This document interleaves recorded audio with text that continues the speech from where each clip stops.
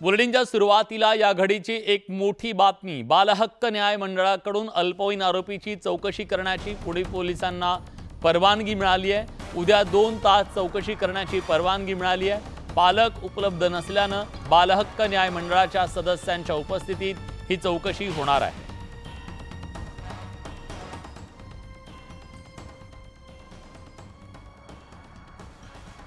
वैभव सोनवणे आपले प्रतिनिधी आता आपल्यासोबत आहेत। वैभव, काय तपशील आहे नेमका या बातमी संदर्भातला? Vilas, Porsche hit and run प्रकरणामध्ये मोठी अपडेट जी आहे ती समोर येते। ज्या अल्पवयीन आरोपीनं हा अपघात घडवला होता तो बाल हक्क न्याय मंडळाच्या आदेशानं सुधारगृहामध्ये, त्याच्यामुळे या गुन्ह्यातल्या तपासामध्ये त्याची चौकशी जी आहे ती करत असताना अल्पवयीन असल्यामुळे प्रत्येक वेळेस पुणे पोलिसांना बाल हक्क न्याय मंडळाच्या समोर अर्ज करावा लागतो आणि त्यांच्या परवानगीनंच या अल्पवयीन आरोपीची चौकशी जी आहे ती पुणे पोलिसांना करता येते। आज पहिल्यांदा त्यांनी जो अर्ज जो आहे दाखल केलेला होता काल, त्याच्यावरती सुनावणी झाली आणि बाल हक्क न्याय मंडळानं पुणे पोलिसांना या अल्पवयीन आरोपीची चौकशी करायची परवानगी दिली आहे। उद्या 2 तास या अल्पवयीन आरोपीची चौकशी जी आहे ती केली जाईल। वास्तविक अशा पद्धतीने चौकशी होत असताना त्याचे पालक हे सोबत उपस्थित असावे लागतात।